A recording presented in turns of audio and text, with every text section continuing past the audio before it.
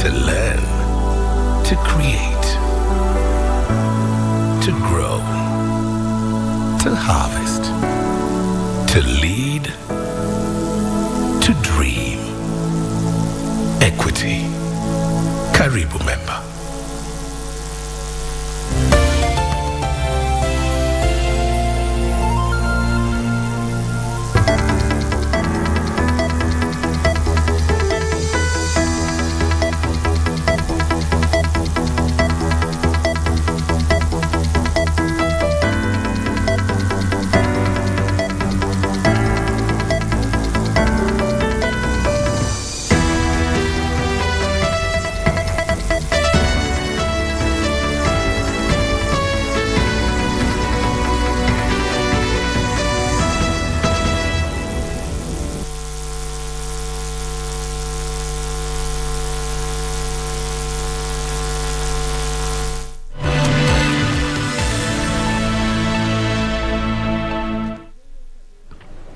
It is indeed the 26th day of June 2022. Good afternoon. This is KBC and this is KBC Lunchtime News. My name is Njue.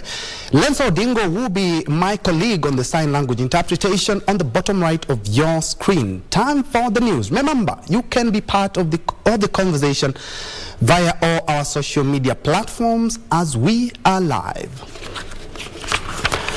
Now straight to the news where we begin in Meru County. It was a rare chance for the Mwago FM fans, an affiliate radio station of Kenya Broadcasting Corporation, when they got the opportunity to rub shoulders with their favorite presenters. The station, which conducted a two-day roadshow in the counties of Tharaka Nithi and Meru, is celebrating 10 years of being on the airwaves, with the fans appreciating a band that has experienced tremendous growth over the years. Timothy Kipnusu with the details. Friday and Saturday was a memorable day for the Mwago FM fans in Tharaka Nithi and Meru counties. Residents here were treated to a rare chance to interact with popular Mwago FM presenters.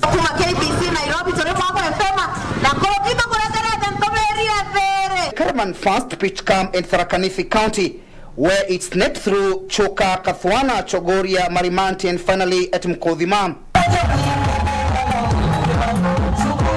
Day 2 of the roadshow saw the caravan make its way to Meru County, crisscrossing areas like Ngobu, Ngakoromone, Ruiru, Kianjai, Kangeta, Mailtatu, Lare, Mutwatu, Kiengo, and finally at Maua Town, where there was a cake cutting ceremony to mark the anniversary and symbolize a decade of success for the Mwago fraternity.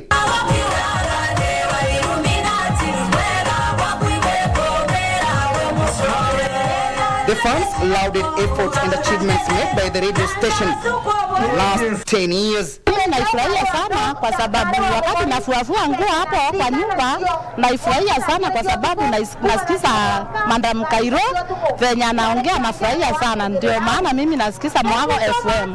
Kwa hivyo naambia watu wa Koromoni ama wale wako huko Uzago wasikize Mwago FM. Nasema ni asante sana Mwago FM kuja kutembelea soko ya Koromoni. Napenda Mwago FM.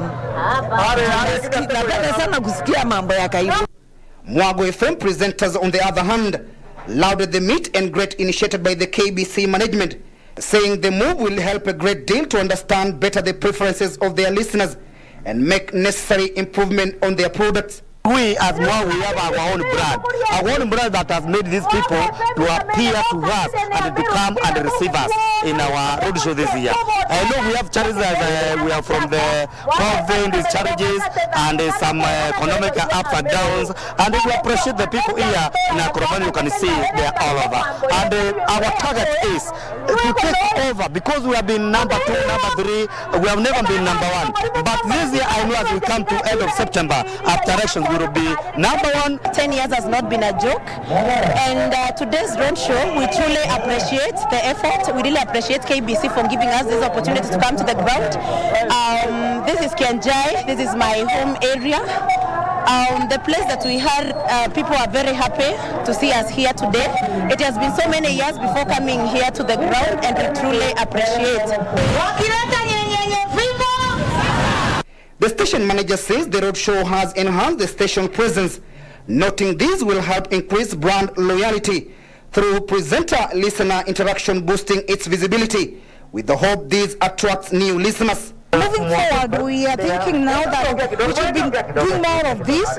We should be doing more of road shows, CSRs, visiting the poor, doing more of these things so that Mwago can be known. Because what I've realized, Mwago is a listen, but now we don't get a chance to go to the people on the ground. So if we get more of this will let the Mwago FM be a brand that should be listened to by everybody. Even as Mwago FM, an affiliate radio station at the Kenya Broadcasting Corporation, celebrates 10 years of existence, the reception received at Tharaka Nithi and Meru County is quite evident that the station is a darling to many, with the ball now squarely lying to the management and presenters to up their game to ensure that the brand of the station continues day by day. Timothy Kipnusu for Lunchtime News. Congratulations to Mwago FM for the 10-year anniversary milestone. Let's shift focus to some politics now. Our Defense Cabinet Secretary Eugene Wamalwa has assured DAP Kenya candidates in Busia County that they will not be forced by anyone to step down for Azimio coalition candidates, but rather such decisions will be reached through consensus. Elsewhere, Mwingi Central Member of Parliament Dr. Gideon Muliongi has urged the Kamba community to turn out in large numbers and vote for Azimio presidential candidate Raila Odinga as a way of showing support for their Wiper Democratic Movement party leader Kalonzo Musyoka.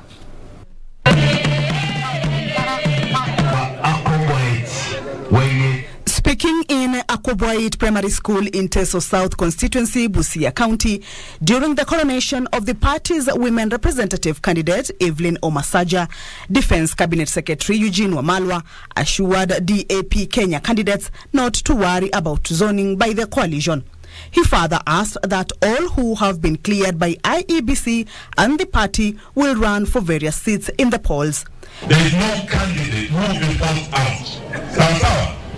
Umeidhinishwa na chama, umeidhinishwa na IEBC, na wewe you already cleared to run on the 9th of August. Sawa. So if anything, kama kuna negotiations, it will be by consent. Consensus. Tuko pamoja. Hakuna yule atashurutishwa eti anyang'anywe awe blocked ama gandamizwe na Azimio. Tuko pamoja. Mimi nimewaambia tupigie Raila kura. Na nimewaambia sio ati nimeketi naye tumesikizana chochote. Elsewhere, Mwingi Central MP Dr. Gideon Muliongi has urged the Kamba community to turn out in large numbers and vote for Azimio presidential candidate Raila Odinga as a way of showing support for their kingpin Wiper leader Kalonzo Musyoka. Speaking at Nguni during a tour, the legislator, however, called upon the Kamba electorate to vote only for aspirants who are vying on a Wiper party ticket. Na nataka kuuliza jamii ya Wakamba tarehe 9 mwezi wa 8 tujitokeze kwa wingi tupikie Azimio kura mingi Raila Odinga, ndio Kalonzo Musyoka akiwa kama prime minister asikuwe na aibu kwa serikali ya Raila Amolo Odinga.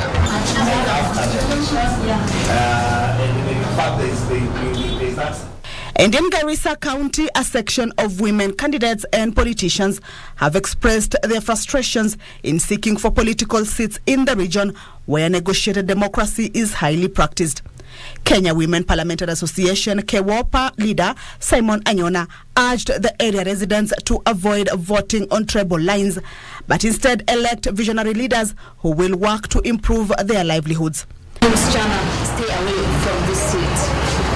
The first time when I came to Lebera and asked the elders, they said that this seat we are wanaume, just go away, and if you come back, you will see the principles. So for me, I say there's a government, and Kenya is the under government of Kenya.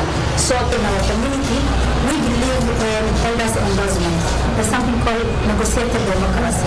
So elders endorse a certain candidate, which will automatically become a challenge to the other candidates.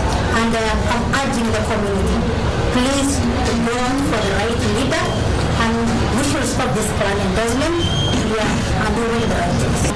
All with the aim of ensuring that the various women who are seeking these leadership positions will be successful in getting them, and that we will realize an increase in the number of women in leadership positions within Garissa County. And finally, Shining Hope for Communities, SHOFCO, has cautioned the youth who form the largest voting bloc against voting for leaders based on party, ethnic group, affiliation, religion and race. Speaking during a political debate for Nyali, aspiring members of parliament, SHOFCO Urban Network Director Catherine Ngathura called on young people in the country to vote for leaders of integrity come August 9th. Na leo waheshimiwa wote ambao wako mahali hapa watuambie sera zao mmoja baada mwingine. Na baada ya kutoka hapa wa shake hands, tunataka peace. Baada ya hii tunataka tusikizane kama jamii, na yule ndugu yangu mwenye atapiga kura kesho kutwa bado ni dada yangu na bado ni ndugu yangu. And there are plans for them. So it's about interrogating their manifesto and also about changing the mind shift of our members, that it's about voting for issues and not voting for personalities. In other news, a section of women leaders from the Kenya Kwanza coalition has condemned the wave of insecurity recently witnessed in Nakuru County, where 2 people were murdered. Led by Narok County Women Representative Soipan Tuya, the women leaders lamented that the spate of killings in the region have been rampant. The leaders called on the Interior Cabinet Secretary Dr. Fred Matiang'i to intervene and ensure urgent prosecution of the culprits. 5 women were reported to have been killed in less than a week in Nakuru County. Interior Cabinet Secretary Dr. Fred Matiang'i has since ordered the crackdown of the criminal gang.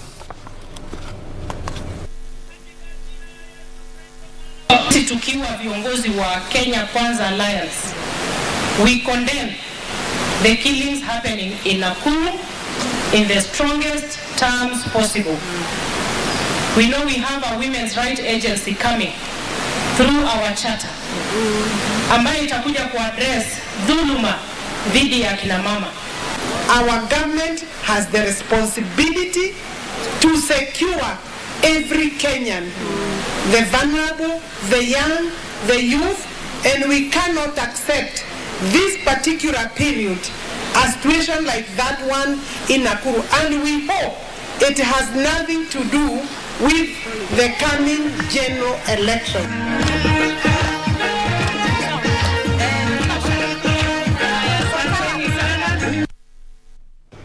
Elsewhere, Migori County government is set to adopt a policy framework that will see men and young boys sensitized on menstrual hygiene and management. Migori County Public and Sanitation Officer Duncan Arunda said that once adopted, information on use and availability of sanitary towels will be available to all regardless of gender in a bid to demystify menstruation.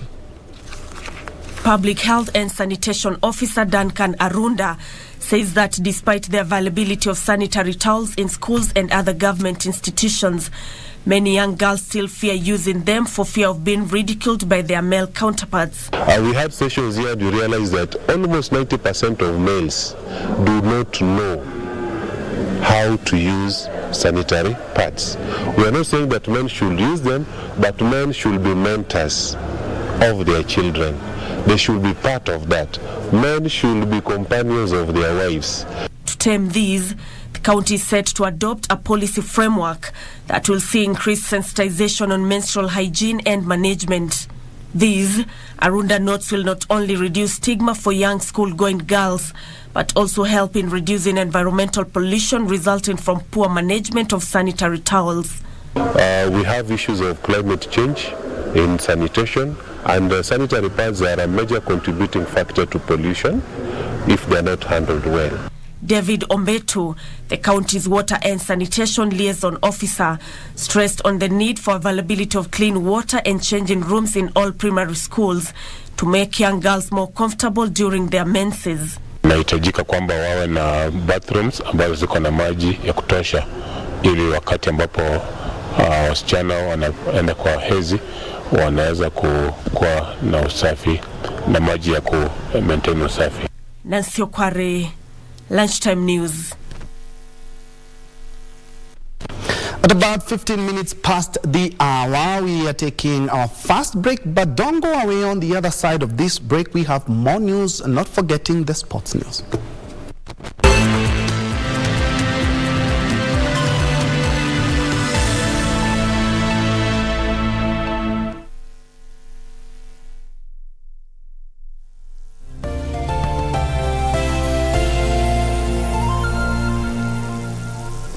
Do you have a news story to share with KBC?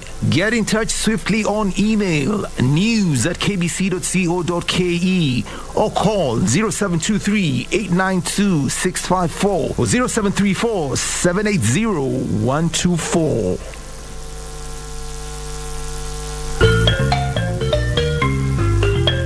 Wiki hii kwenye Mkulima tulizuru Njue Farm na kukuza Napier grass aina ya Super Paction 1. Uzuri wake yenyewe ni cross, so it's a superior grass, yeah? Hii nyasi haina zile zinaitwa pricky hairs, zile nywele za Napier grass ambazo zinadunga. Hiyo inasaidia pia mifugo kuweza kufurahia wanapokula. Usikose kujiunga nasi Jumapili saa 9:30 hapa KBC Channel 1 kwa mseto kamili wa kilimo.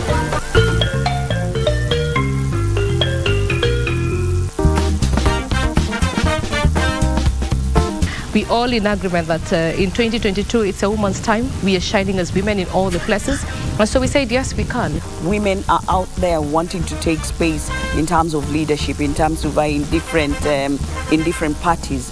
And when I got empowerment, I just say that now I have to leave this position for another woman. So that we are not just dancing to one tune, but we're dancing together to that one tune. Now we've come out clearly saying we need our space. And having said we need our space, we want to lead and we want to show our counties and constituency and the world as a whole that women, we are out there to lead in different aspects. So let us hold each other's hands as women.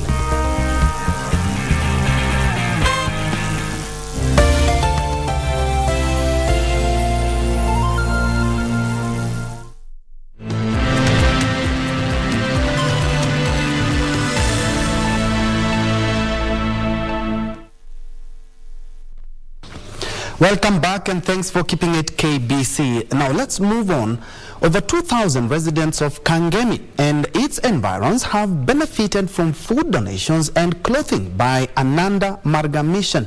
Men, women and children from the informal settlements of Kibarage and Kawangware turned up in numbers early Sunday to receive the donations. Ananda Marga Mission has been giving donations to the needy every Sunday for the past 10 years. The chairman of the mission group, Dinesh Kumar, called on the other well-wishers, to come out and support the underprivileged members of the society at a time when most Kenyans are struggling to make ends meet.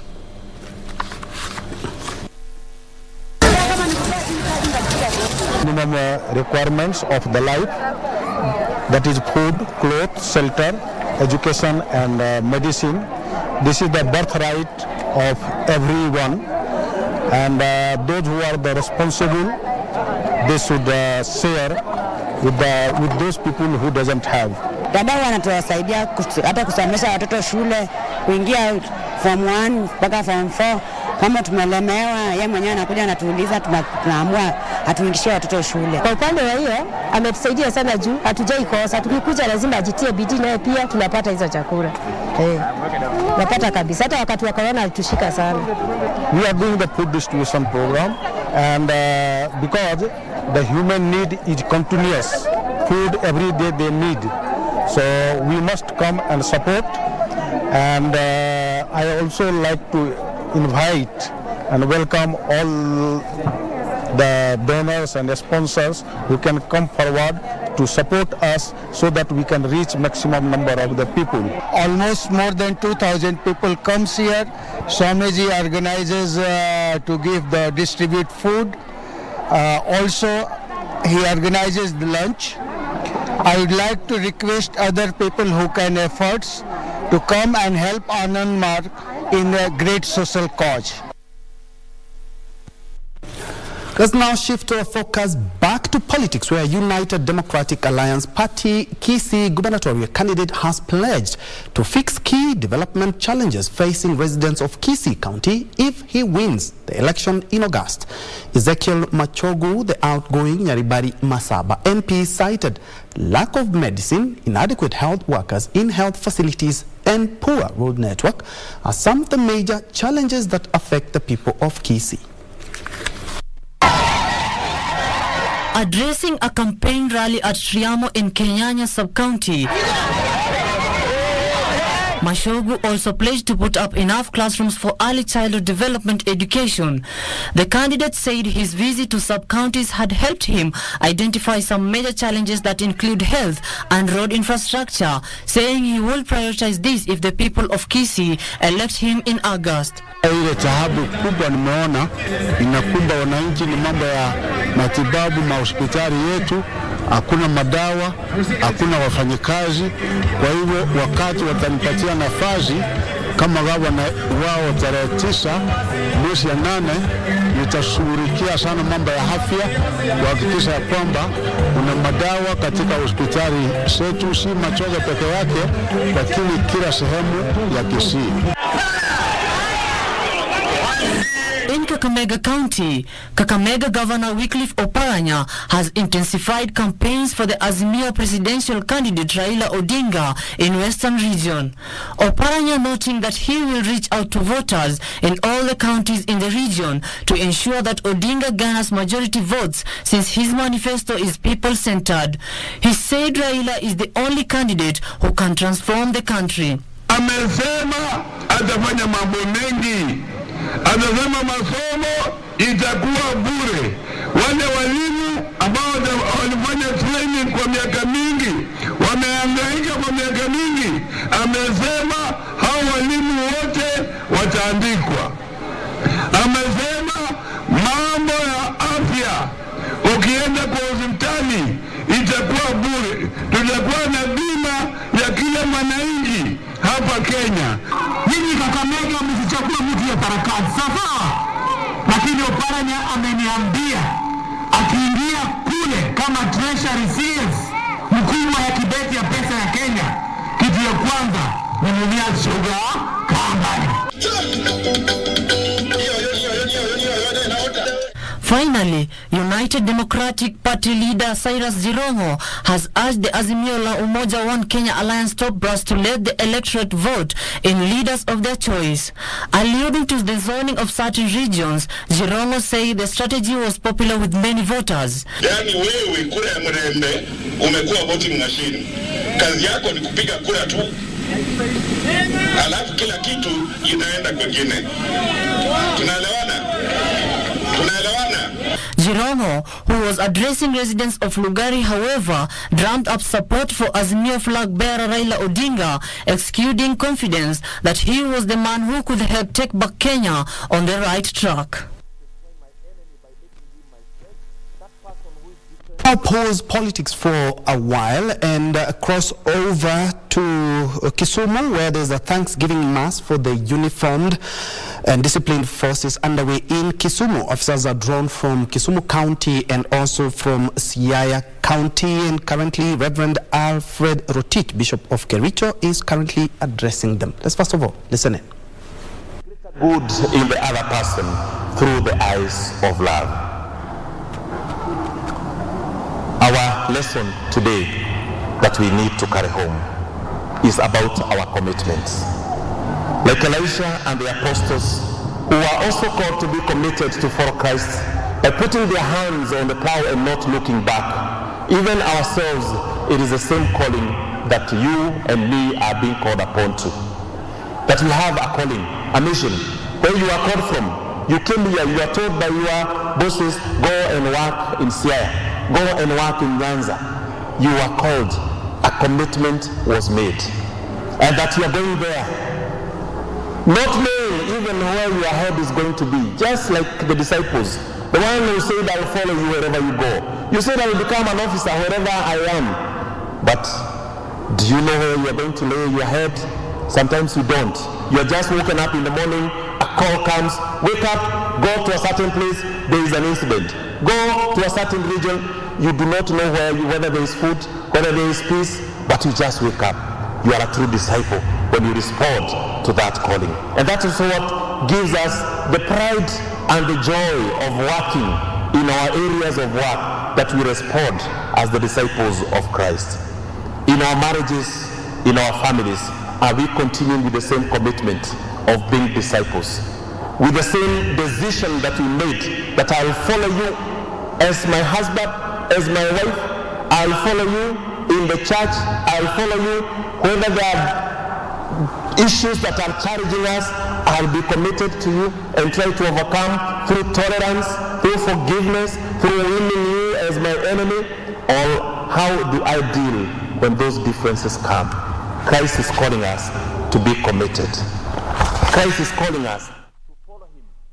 That is a live feed from Kibuye, St. Teresa's Parish, the Catholic Church there, where members, the men and women in uniform, are having a Thanksgiving Mass. And our very own Wycliffe Okech is keeping tabs with what is transpiring in that Mass, and of course we will be having a much comprehensive report in our subsequent bulletin. Now, from the pulpit to the coastal city of Mombasa, incidentally it's back to politics, where a section of ODM legislators in Mombasa County has faulted remarks by Kenya Kwanza leaders that the privatization and transfer of port operations from Mombasa to Nairobi and Naivasha is motivated by private interest. Led by Mvita Member of Parliament Abdul Swamad Nasir, the leaders termed the remarks as unfortunate and baseless. Kenya Kwanza, in its political rally held yesterday at Tononoka Grounds, Mombasa, blamed a section of the coastal region legislators of being behind the alleged wars affecting the Mombasa port. Abdul Swamad amekuwa mstari wa mbele pale bungeni akishirikiana na dada zangu kinamishi. Wamepigania sana mambo ya port, wamepigania sana mambo ya kuvunjwa manyumba ya watu. Sisi kina mama tunamjua mwanamume mmoja tu katika taifa la Kenya ambaye ameenzi hadhi ya kina mama, Raila Amolo Odinga. Wanaingia msitu wa Simba na tochi, watalii watu wao, watalii watu. Sisi tunatambua gavana wetu Abdul Swamad Sharif Nasir utatimiza yale ambayo umechukua ahadi leo. Wao ndio ambao hawakusimama wakati mambo ya port yalipokuwa kizungumzwa. Mambo ya port KPA ilipozungumziwa, Mheshimiwa Abdul Swamad Sharif Nasir na viongozi wa ODM ndio wale simama mbele kutetea mambo ya KPA. Wao wanakuja kutudanganya, lakini nawaambia kama vile Bob Marley alisema, you can fool some people sometimes, but you cannot fool all the people all the time. Handshake ilikuja ili watu wenye kufanya mabiashara wasiweze kuumia kwa sababu ya vita vya kisiasa. Watu wasiweze kubughudhika kwa sababu ya fujo la kisiasa. Handshake haikuja kwa sababu ati ya kuwa madhambi yao tuyabebe sisi. Kila mmoja atabeba msalaba wake. Tufanyieni kila kitu, lakini mwisho wa kwisha malipo yetu itafika Agosti tarehe 9, pale ambapo kwamba Raila Amolo Odinga anaapishwa kama rais. Now let's change focus to sports now. Cristiano Ronaldo is not for sale and Manchester United expect him to remain at Old Trafford despite reports linking the Portuguese star with the sensational move to Chelsea. Ronaldo ended last season as the club's top scorer with 24 goals in 38 games.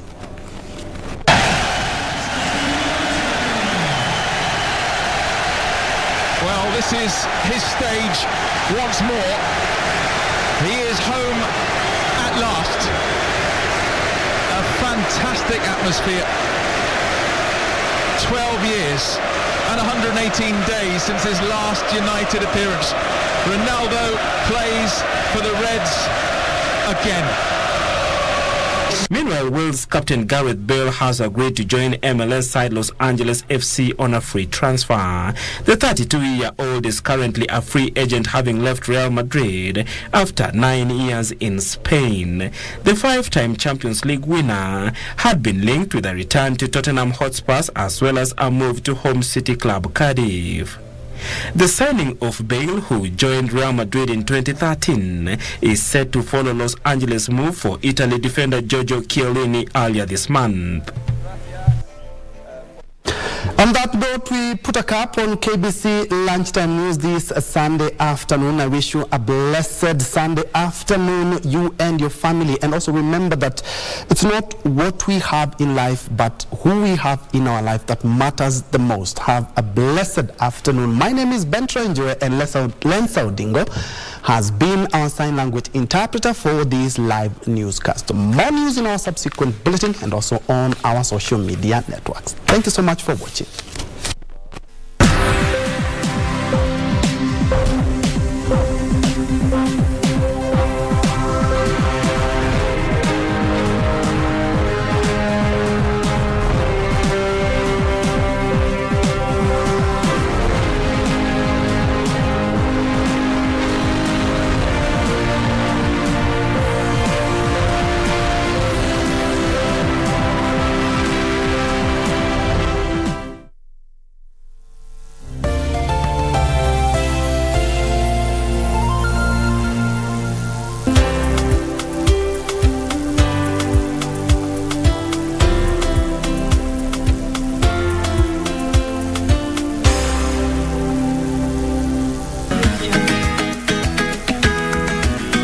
Don't force yourself. Ukiona mahali hufiki, mtu jikuna upatapo. Haina haja ongeze kijiti, utajigwara my friend. If you want it that way, I will contact my lawyer. Uwezi purukuka tu kwa ukasema wataka kwenda huku kirudi huku kurudi. Kila kitu kina mpangilio. Basi nataka zile pesa warudishe, and you're filing that case. Ni mission inapangwa. Ezi kwa jamaa atakuja uchungulia chuburi hapa, alafu anamuita huyo si walipotoka mbio. Uchaguzi mkuu wa tarehe 9 Agosti utabadilisha pakubwa taswira ya kisiasa ya taifa hili. Je, hii inamaanisha nini kwako wewe mpiga kura? Kila Jumapili saa 12 jioni, jiunge nao Gladys Mungai na Harith Salim kwenye makala yetu ya Kenya ya Amua, ambapo pamoja na wadau mbalimbali watajadili na kudadavua kwa kina michakato ya uchaguzi. Fanya uamuzi wa busara. Usikose kutazama Kenya ya Amua kila Jumapili kwenye runinga uipendayo ya KBC Channel 1.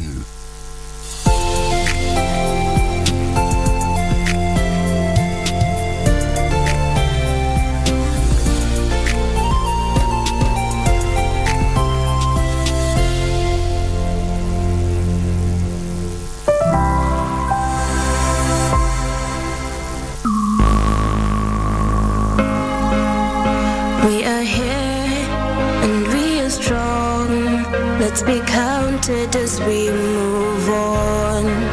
Make a difference, change lives as we tell our different stories. We are capable, beautiful. We are born to do great things.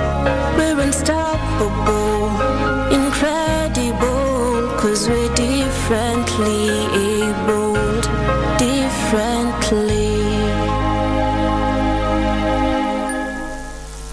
Welcome to Able Differently, the only program that gives us space to bring disability stories in their entirety. My name is Jen Theuri, and we've got a great show lined up for you. Don't go too far. We're differently abled, differently. With a few songs released,